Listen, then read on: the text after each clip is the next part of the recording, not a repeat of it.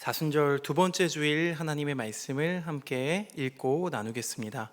누가복음 13장 31절부터 35절까지의 말씀입니다. 누가복음 13장 31절부터 35절까지의 말씀, 저와 여러분이 한 절씩 교독하고 마지막 35절은 함께 읽겠습니다. 곧 그때에 어떤 바리새인들이 나와서 이르되 나가서 여기를 떠나소서, 헤롯이 당신을 죽이고자 하나이다.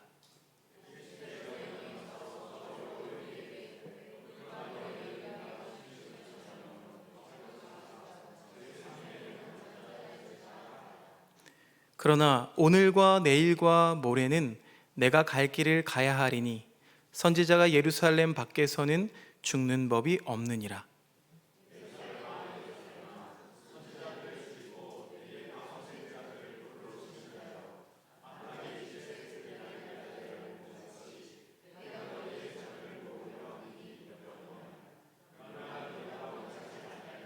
함께 읽겠습니다. 보라, 너희 집이 황폐하여 버림바 되리라.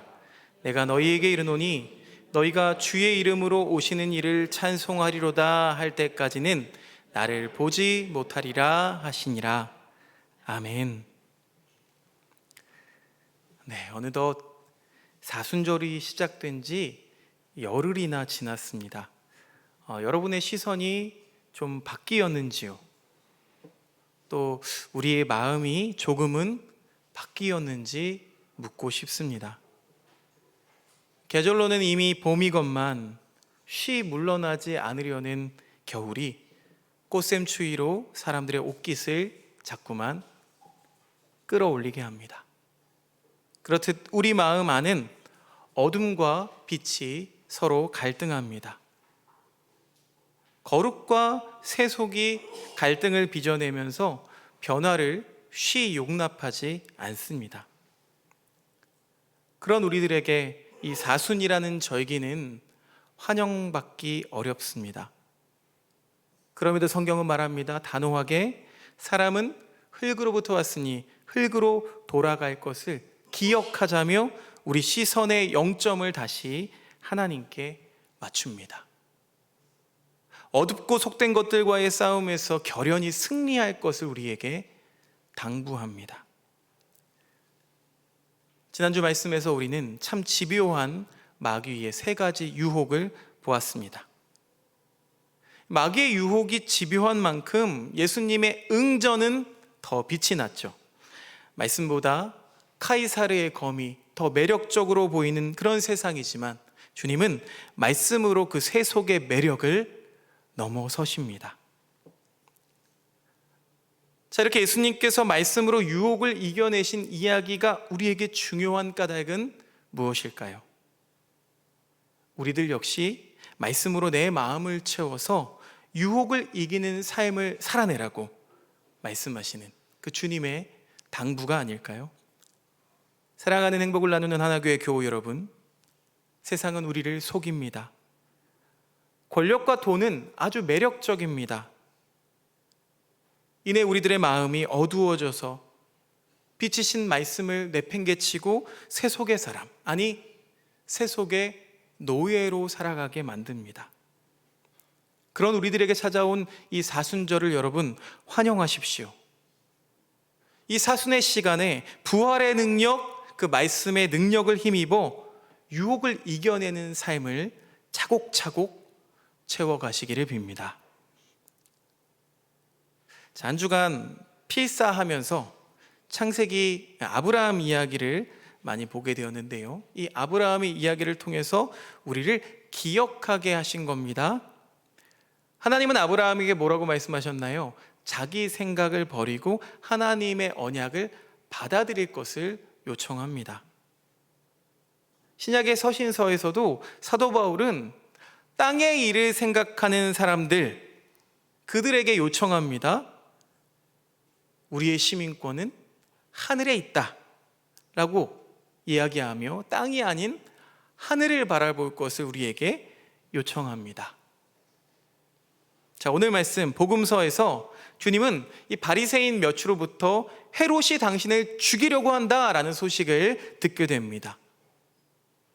그런데 주님은 어떻게 반응하시나요? 선지자가 예루살렘 밖에서는 죽는 법이 없다라고 하시면서 당신께서 걸으실 길을 흔들림 없이 걸어가십니다.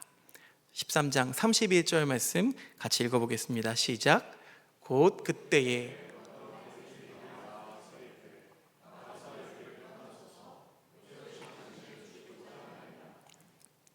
자, 이 충고에 어떤 진정성이 담겨 있는지 아니면 어떤 꿍꿍이를 꾸미기 위한 것인지 우리는 잘 알 수가 없습니다. 그런데 당시 시대 속에서 이 헤롯과 예수님을 이렇게 서로 비교해 보면 아주 흥미롭습니다. 이 극과 극의 꼭지점에 두 존재가 서 있죠. 성경은 이런 서술 방식을 아주 좋아합니다. 자, 속의 꼭지점에 헤롯이 서 있다면 이 거룩의 꼭지점에는 예수님이 서 계십니다. 그런데 이 속의 끝에 있는 헤롯이 예수님을 죽이려 든다는 거예요. 그도 그럴 것이 헤롯에게 예수라는 존재는 퍽 불편한 존재입니다. 누가복음 3장 1절 말씀 보면은요, 헤롯은 헤롯 대왕의 아들 헤롯 안티파스입니다. 당시 그는요, 갈릴리와 베레아 지방의 분봉왕이었습니다. 그러다 보니까 예수님의 활동 지역과 이 헤롯 안티파스의 통치 지역이 서로 겹쳤습니다. 그러고 보면 이 바리새인들이 예수님을 찾아와서 여기를 떠나십시오라고 말하는 건 사실 예수님을 걱정한 권고라기보다는 헤롯이나 이 헤롯 배후에 있는 누군가의 사주를 받고 예수님을 겁박하는 것처럼 보이기도 합니다. 이 헤롯 안티파스라는 사람은요, 정치적 야망이 아주 큰 사람이었습니다. 아버지 헤롯 대왕처럼 되고 싶었어요. 그래서 자신도 이 팔레스티나 전역을 다스리는 왕이 되고 싶어 했습니다. 그래서인지 이 로마 황제의 호감을 사기 위해서 갈릴리 호숫가에 새로운 도시를 건설하는데 이 도시의 이름을 당시 로마의 황제였던 티베리우스의 이름을 따서 티베리아스라고 이름을 붙이기도 했습니다. 그의 욕망을 엿볼 수가 있는 거죠. 이렇게 자신의 속된 욕망을 쌓아가는 지배자가 피지배자들에게 바라는 게 무엇일까요? 그저 자기들의 현재를 숙명으로 받아들이고 사는 것이죠. 억압과 착취를 당해도 그것을 숙명으로 받아들일 때 지배자는 그만큼 안전하게 권력을 유지할 수 있기 때문입니다. 그런데 예수님은 그렇게 숙명이라는 사슬에 매여서 현재를 포기한 채 살아가는 민중들을 깨우십니다. 그들이 그렇게 살면 안 되는 존재라고, 하나님의 자녀라고 그 사실을 가르쳐 주십니다. 따라서 지배구조를 든든히 해야 할 헤롯에게 이 예수는 제거 대상일 수밖에 없는 겁니다. 더욱이 헤롯은 동생의 아내를 빼앗아서 결혼한 것을 비판하던 이 세례 요한을 참수한 장본인 아니겠습니까? 그런데 당시 사람들 사이에는 이 예수님에 대해서 세례 요한 혹은 엘리야 혹은 선지자 중에 하나가 환생한 거라는 소문이 자자했습니다. 사람은 죄를 짓고는 못 사는 법이죠. 누가복음 9장 9절에 보면 이 헤롯이 이 소문을 듣는 당혹감을 우리가 엿볼 수 있습니다. 요한은 내가 목을 베었거늘 이제 이런 일이 들리니 이 사람이 누군가 하며 그를 보고자 하더라. 세례 요한이 누구였습니까? 당대의 의인이자 선지자였고 시대의 양심을 깨우던 광야의 소리였습니다. 그 때문에 예루살렘과 유대의 많은 사람들이 요단강으로 찾아와서 그에게 세례를 받았던 거죠. 우리 예수님도 또한 그에게 세례를 받으셨습니다. 그런 세례 요한의 목을 벤 헤롯의 입장에서 이미 숙적을 처리했는데 다시 환생했다라는 그 소문은 그에게 두려움을 안겨주었습니다. 그러니 헤롯 입장에서는 무슨 수를 써서라도 이 예수를 죽이든지 아니면 내가 다스리고 있는 이 영토 밖으로 내보내든지 애를 쓸 수밖에는 없던 겁니다. 그런데 이런 충고를 듣고 예수님이 반응하시는 예수님의 대답이 참 재미있습니다. 누가복음 13장 32절 상반절 읽어보겠습니다. 시작.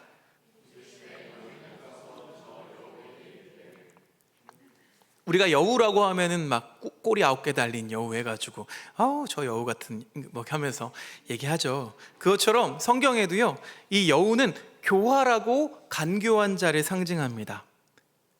여기서 예수님께서 말씀하신 여우, 이 여우라는 대상은 비단 헤롯만을 말하는 건 아니죠. 헤롯을 전면에 내세워서 예수님을 겁박해서 이 갈릴리 밖으로 쫓아내고자 하는 모든 세력을 포함하는 단어입니다. 자, 이런 면에서 빌립보서에 있는 말씀이 우리들에게 주시는 메시지가 있는데요, 빌립보서 3장 18절 말씀 우리 같이 읽어보겠습니다.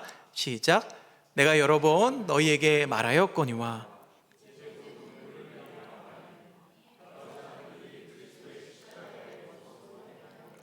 자, 그리스도의 십자가의 원수로 행하는 사람들, 사도 바울은 이 여우라는 표현과 비슷하게 이런 표현을 사용하죠. 그리고 땅의 일을 생각하는 자라고 그들을 평가합니다.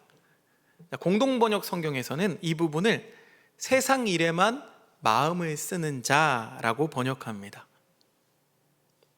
사도 바울은 그들의 최후는 멸망이라고 기록하고 있습니다. 그들은요, 자기네들 뱃속을 하나님으로 삼고 자기네 수치를 자랑으로 삼으며 살아가는 사람들입니다. 참담한 인생이죠. 그런데 그가 누구입니까? 오늘 누가복음의 말씀대로라면 헤롯 안티파스 같은 사람이 대표적인 사람이 아닐까요? 자기 권력을 강화하기 위해서 강자에게는 아부하며 약자인 백성들은 착취하고 권력 유지에 위협이 되면은 사람을 보내서 겁박하는 천상 소인배가 바로 이 헤롯 안티파스입니다.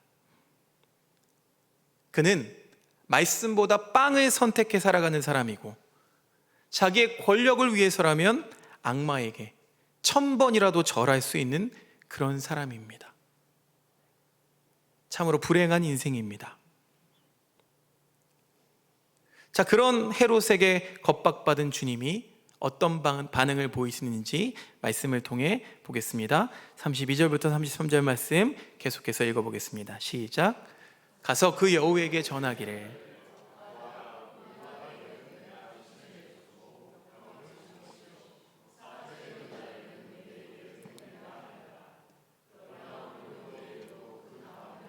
나는 내 길을 가야 하겠다. 예언자가 예루살렘이 아닌 다른 곳에서는 죽을 수 없기 때문이다. 아멘. 예수님은 뭐라고 말씀하시나요? 귀신을 내쫓고 병을 고치겠다. 이 일은 예수님의 일이죠. 여전히 주님은 당신의 길을 가겠다라고 말씀하십니다. 여러분, 바리새인들이 전한 이 말은요, 단순히 위험만이 아닙니다. 실제이기도 하죠. 자기를 비판했다는 이유로 세례 요한을 참수한 사람입니다. 마음만 먹으면 예수님도 얼마든지 죽일 수 있습니다. 그런데도 주님의 뜻은 분명했습니다. 진리와 대척점에 서 있는 이 헤롯의 길도 참 분명해 보입니다. 진리이신 주님의 길도 참 분명합니다. 똑같이 분명하지만 자세히 보면 헤롯의 관점과 주님의 관점의 차이가 보입니다. 자, 오늘 말씀 보니까요, 우리 주님은요, 시간을 말씀하십니다. 오늘과 내일 그리고 제3일 이 시간의 방점을 두십니다. 반면에 헤롯은 공간에 집착합니다. 이 예수님을 갈릴리라는 공간 밖으로 쫓아내고 싶어 하죠. 지구상에 사는 생명체 중에서 시간을 의식하고 사는 존재는 사람밖에는 없다고 하죠. 대체로 동물들은요, 시간보다는 공간에 더 집착합니다. 그래서 자기 영역을 이렇게 표시하고 그 공간을 빼앗기지 않기 위해서 목숨을 걸고 동물들이 싸우기도 하죠. 자기 영역에 민감하다는 점에서 이 헤롯 안티파스와 같은 사람들의 삶은 지극히 동물적이라고 말할 수 있겠습니다. 따라서 우리도 눈에 보이는 그 영역에 집착하는 헤롯적인 삶을 살기보다는 오늘과 내일 그리고 모레로 흘러가는 그 시간들을 의미 있게 채워가는 예수님적 삶을 살 수 있어야 하겠습니다. 예수님은 오늘이라는 이 현재에 충실하시면서 내일이라는 삶의 과정 또한 존중하시며 제3일 예루살렘에서 죽으실 자기 삶의 궁극적인 목표를 내다보고 걸으십니다. 메시아로서 그 주님의 목표, 그 목표는요, 십자가에 달려서 죽으시는 거죠. 인류를 구원하기 위해서 대속제물로서의 그 죽음, 그 일을 위해서 주님은 이 땅에 보내심을 받았고 그 사명을 완수할 곳이 다름 아닌 이 예루살렘이라는 겁니다. 헤롯의 길이 다른 이들을 희생시켜서 자기 욕망을 충족시키는 길이라면 이 예수님의 길은 자기를 희생함으로 다른 이를 살리는 길입니다. 예수님의 존재가 헤롯에게 위협이 된 것처럼 헤롯의 존재는 예수님에게 또한 위협입니다. 허나 예수님은 멈추지 않으십니다. 병을 고치고 귀신을 내쫓는 일, 곧 생명을 온전케 하시는 일을 멈추지 않으십니다. 바로 그 일을 위해서 세상에 보내졌다는 사실을 잘 알고 계셨기 때문입니다. 사랑하는 여러분, 우리에게도 걸어야 할 길이 있습니다. 예수님께서 걸으셨던 그 길 말이죠. 사도 바울은 이렇게 말합니다. 빌립보서 3장 20절에서 4장 1절까지의 말씀을 같이 읽어보겠습니다. 시작. 그러나 우리의 시민권은 하늘에 있습니다.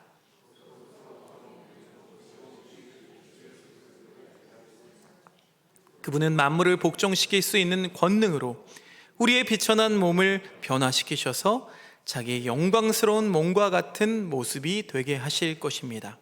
그러므로 사랑하고 사모하는 나의 형제자매 여러분, 나의 기쁨이요 나의 면류관인 사랑하는 여러분, 이와 같이 주님 안에 굳건히 서 계십시오. 아멘. 헤롯과 같이 자기중심적인 인간과는 달리 그리스도 안에서 살아가는 사람들은 자신의 중심을 땅이 아닌 하늘에 둡니다. 예수 그리스도의 구원 사건과 종말적 완성을 마음에 두고 믿음에 두고 미래에 완성될 자기 인간상을 소망하면서 우리의 시선을 땅이 아닌 하늘에 두고 살아갑니다. 따라서 그리스도 안에서 살아가는 사람은 하늘의 소망을 둔 미래적 전망으로 인해 현재의 삶에 흔들림 없이 걸어가는 사람입니다. 그런데 예수님이 보시기에 가장 이렇게 걸어가야 할 예루살렘 사람들이 가장 불신앙적으로 살아가고 있던 거예요. 그래서 예루살렘을 보시면서 탄식하시는 거죠. 누가복음 13장 34절 예수님의 탄식을 함께 읽어보겠습니다. 시작.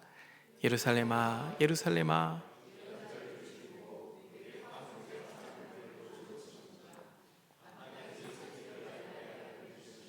내가 몇 번이나 내 자녀를 모아 품으려 하였더냐. 그러나 너희는 그것을 원하지 않았다. 이 주님의 탄식이 오늘 우리에게 어떻게 들리십니까? 평화의 도성에 평화가 없고 가장 거룩해야 할 그곳이 가장 속된 곳으로 변하고 말았습니다. 하나님의 이름을 내세우며 하나님의 뜻을 대적하는 성전에 대해서 예수님은 슬퍼하십니다. 어느새 성전은 이 종교 권력자들의 탐욕과 오만이 지배하는 곳이 되어버렸습니다. 혹여 그들의 잘못을 지적한 선지자는 모두 죽임을 당했습니다. 세상에서 가장 추한 것을 타락한 종교라고 하죠. 신앙의 내용은 사라지고 껍데기만 남을 때 종교는 생명력을 잃습니다. 그래서 주님은 그 타락한 종교 지도자들에게 경고하시는 겁니다.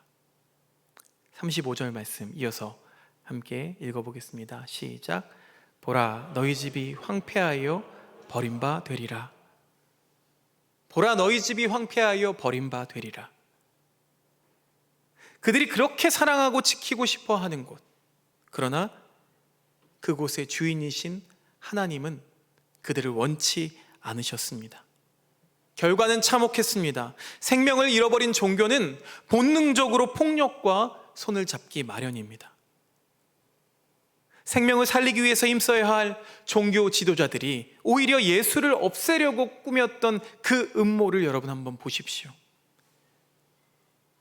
결국 그들은 자기들 영역인 이 예루살렘 성전도 지키지 못합니다. 자기들의 권력인 성직도 지켜내지 못합니다. 헤롯 안티파스는 정치인이라서 짐승처럼 살았다고 하지만 예루살렘 종교 지도자들은 성직자이면서도 짐승처럼 살아가고 있습니다. 불행한 사람들입니다. 아브라함의 이야기를 다시 나눕니다. 아브라함에게는 두 가지 고민이 있었습니다. 하나는 그에게 아들이 없다는 것이고, 또 하나는 정착할 땅이 없다는 겁니다. 이 두 가지는요, 아브라함에게 있어서 치명적인 결핍이었습니다. 그런 아브라함에게 어느 날 하나님께서 찾아오셨습니다. 창세기 15장 1절 하반절 말씀 읽어보겠습니다. 시작. 아브라함아, 두려워하지 말아라. 나는 너의 방패다. 내가 받을 보상이 매우 크다. 성경을 보면 아브라함이 이 하나님의 말씀에 별로 반응을 보이지 않습니다. 이유가 있죠. 하나님께서는 분명히 이 아브라함에게 자식을 약속한 바 있습니다. 그의 자손이 땅에 티끌 같게 하신다고 했는데 이 약속이 현실적으로 이루어지지 않고 있었던 거죠. 마침내 아브라함이 2절 말씀 보니까 자기의 속내를 드러냅니다. 2절 말씀 계속해서 읽어보겠습니다. 시작.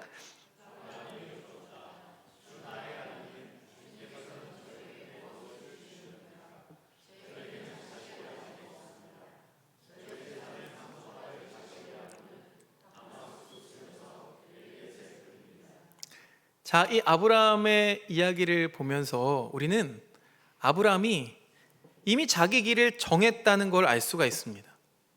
그는 더 이상 하나님의 약속을 기다릴 수가 없었거든요. 자기 생각대로 상속자를 결정해 버렸습니다. 그런데 하나님의 생각은 달랐습니다. 하나님은 아브라함에게 이번에는 밤하늘에 별을 세게 하시죠. 내 자손이 이와 같으리라 하시면서 다시 한번 약속해 주십니다. 이 아브라함의 결핍, 이 아브라함의 고민을 모를 바 아니지만 우리는 하나님과의 언약에서 벗어나려고 하는 이 아브라함의 모습을 보면서 이 부분에서 조바심을 느끼게 됩니다. 우리는 결론을 알고 있기 때문에 그래요. 그럼에도 우리는 우리 현실 속에서 얼마나 많이 아브라함과 똑같은 결정을 내리는지 모르겠습니다. 이 기독교 신앙의 핵심은 누가 뭐래도 하나님의 약속을 믿는 것이죠. 그런데 이 믿음의 여정에 있어서 가장 극복하기 어려운 방해자는 다름 아닌 바로 나 자신입니다. 우리가 하나님을 믿는다면서도 정작 더 자신을 신뢰하는 이유는 무엇일까요? 우리의 타락한 본성 때문입니다. 그러니까 이 지긋지긋하고 뿌리 깊은 이 본성을 어떻게 해야 할까요? 오늘 아브라함의 이야기에서 아주 가장 중요한 말씀이 나옵니다. 15장 6절 말씀 우리 큰 소리로 함께 읽어보겠습니다. 시작. 아브라함이 여호와를 믿으니 여호와께서 이를 그의 의로 여기시고. 여러분, 이 사건 이후에도 좀처럼 아브라함의 믿음은 안정되지 못하고 흔들립니다. 믿음으로 산다는 게 얼마나 힘든 건지를 여러분 잘 아시잖아요. 그래서 우리에게는 계속 수행이 필요합니다. 그런데 우리가 여기에서 주목해야 되는 건 아브라함의 그 흔들리는 믿음마저 하나님께서 의로 여겨주셨다는 사실입니다. 여러분, 우리는 지금 어떤 길을 걸어가고 있을까요? 헤롯 안티파스, 그가 갔던 세속의 길을 걸어가고 있을까요? 사도 바울은 그러한 사람에게 그리스도의 십자가의 원수로 행하는 자, 땅의 일을 생각하는 자라고 하면서 그들의 최후는 멸망이라고 단언합니다. 아브라함처럼 믿음의 길을 떠났지만 하나님의 생각과 내 생각이 다름을 확인하니 그 생각의 다름을 인하여서 고민하며 미처 길을 정하지 못하고 갈림길에 서 있는 우리들의 모습이 아닐까요? 다행히도 하나님은 아브라함을 설득하십니다. 그의 작은 믿음조차 의롭게 여겨주십니다. 예수님처럼 오늘과 내일과 모레는 내가 갈 길을 가야 하리니 선지자가 예루살렘 밖에서는 죽는 법이 없다라고 하면서 흔들림 없이 믿음의 길을 걸어가시기를 축원합니다. 사도 바울은 그런 사람의 시민권은 하늘에 있다고 단언합니다. 뿐만 아니라 그런 이들을 향해서 나의 사랑하고 사모하는 형제들, 나의 기쁨이요 면류관인 사랑하는 자들 이라면서 칭송하고 우리도 그들처럼 주 안에서 서라 라고 우리를 권면합니다. 사랑하는 행복을 나누는 하나교회 교우 여러분, 사순절이 열흘이 지난 오늘의 삶을, 우리의 모습을 돌아보면 여전히 우리 마음 안에는 어둠과 빛이 서로 갈등을 일으킵니다. 성과 속이 갈등을 빚어냅니다. 부디 이 사순절을 걸어가는 동안 흙으로부터 와서 흙으로 돌아갈 내 존재를 기억하며 우리 시선의 영점을 다시 하나님께 맞추고 어둡고 속된 것들과의 싸움에서 결연히 승리하시는 저와 여러분들 되시기를 주님의 이름으로 축원드립니다. 거룩하신 하나님,